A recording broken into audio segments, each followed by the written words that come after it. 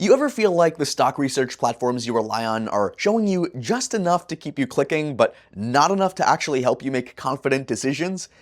That was me, until I tested Seeking Alpha and GuruFocus side by side, and found some things I didn't expect. And by the end of this video, you'll know which one helps you make smarter investing decisions, and which one might be slowing you down.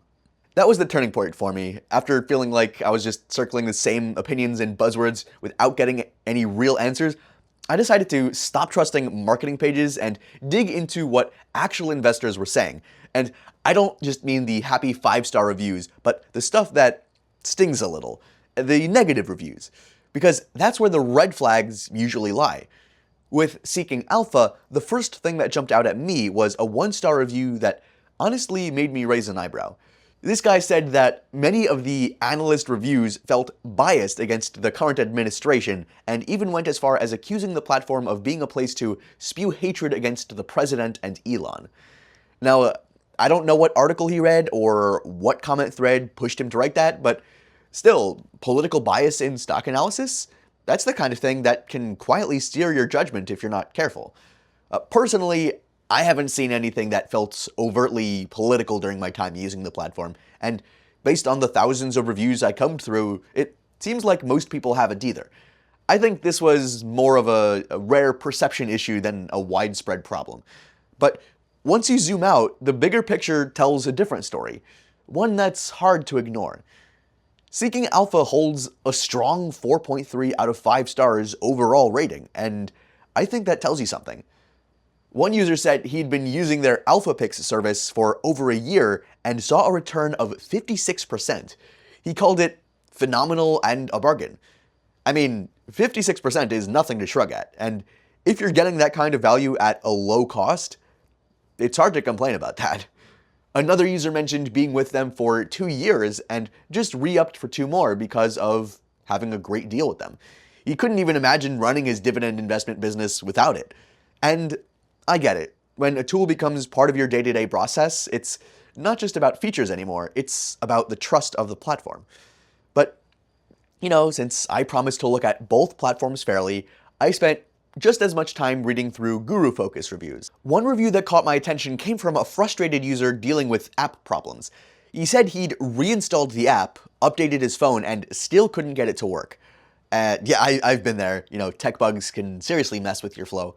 And with tools that are supposed to help you make smart investment decisions, the last thing you want is downtime. That said, this seemed like more of a one-off experience. I haven't seen it come up repeatedly, and it's possible the issue was tied to a specific device or update. And on the flip side, many users absolutely swear by GuruFocus. One long-term subscriber said the platform was reasonably priced, reliable, and consistently thoughtful in its stock data and analysis. He even said he wasn't sure how he'd do his job without it. And honestly, that tracks. GuruFocus does cater more to value-driven investors who want to drill into financials and fundamentals with surgical precision.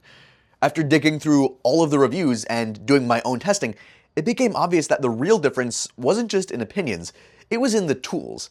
Because once I started using Seeking Alpha's premium features consistently, I wasn't just reading about stocks anymore. I was actually understanding how to evaluate them with more clarity and confidence.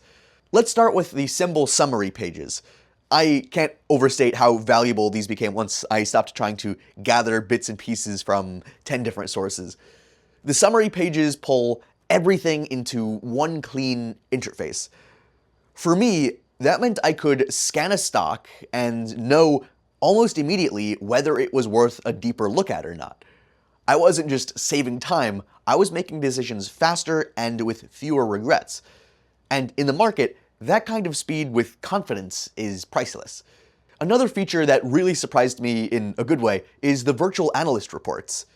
Using Seeking Alpha's premium virtual analyst report has been a game changer for my stock research.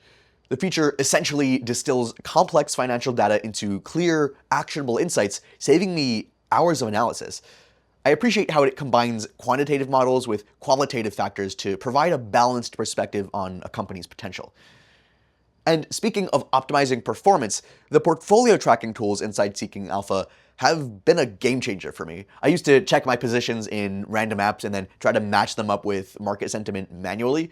Now I've got Seeking Alpha's proprietary quant ratings flagging underperformers, highlighting potential upgrades, and even showing me how my portfolio compares to the broader market or specific sectors. That kind of deep insight used to take hours. Now it's just one click away. Now, GuruFocus, in fairness, does have pretty powerful screeners, especially the Screener Guru backtesting tool. If you're into backtesting long-term strategies and want to simulate how your filters would have performed historically, that's where GuruFocus can shine. It's ideal for methodical, value-driven investors who love reverse engineering performance. But for me, someone who's more focused on finding real-time opportunities and making faster pivots, Seeking Alpha's toolset just felt more aligned with how I think and trade. So yeah, I can absolutely see the appeal of GuruFocus if you're building a career in research or managing money professionally. But if you're a smart investor who wants usable insights, data-backed alerts, and fast reads on real market conditions, Seeking Alpha brought more of that to the table. Of course, no platform is perfect, and I'd be lying if I said Seeking Alpha didn't have any friction points for me. I've definitely run into a few. The biggest one, Seeking Alpha can feel overwhelming at first because it packs in so much information. But once I got familiar with it, that depth became, its strength. With GuruFocus, the challenge wasn't overload, but navigation. Some tools are powerful, but take longer to learn, and I did run into app issues. Still, if you're, deep dive, long-term investor, you might actually prefer that kind of setup. For me, though, Seeking Alpha felt more intuitive and ready to use from day one. All right, let's talk pricing, because this could be the make or break factor for a lot of people. Between GuruFocus and Seeking Alpha, neither is exactly dirt cheap, but they aren't overpriced either, especially if you're using them to make smarter trades. They're both reasonably priced for what they deliver. To get the most accurate pricing and check if any promos are live right now, make sure to check the links in the description. We try to keep those updated. So, which one should you go with? If you want fast, accessible insights, constant portfolio optimization tips, and a trusted investing community, Seeking Alpha is where I would start. But if you're someone who geeks out over deep metrics and backtesting strategies, GuruFocus might be your better fit.